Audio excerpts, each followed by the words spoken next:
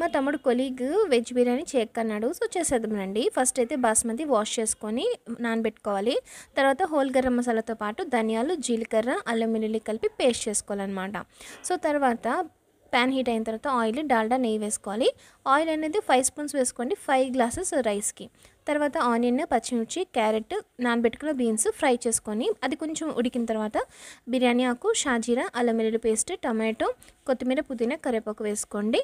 తర్వాత ఆయిల్ అనేది 1 గ్లాస్ రైస్కి 1.5 గ్లాస్ వాటర్ తీసుకోవాలి. సో, సాల్ట్ ఇక్కడే వేసుకొని చెక్ చేసుకోండి.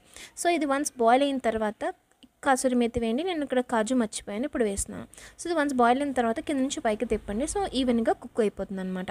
సో, ఇదండి ఈరోజు సండే స్పెషల్స్. అయితే నేను టిఫిన్ ఇప్పుడే తింటున్నాను అనమాట, ఎందుకంటే చికెన్ గ్రేవీ కోసం. సో, ఇప్పుడు ఇడ్లీలో చికెన్ గ్రేవీ కానీ ఫిష్ గ్రేవీ కానీ వేసుకుంటే చాలా బాగుంటుంది. So, biryani ready. మీకు ఏమైనా కుకింగ్ ఈజీ కావాలనుకుంటే అది కామెంట్లో చెప్పండి.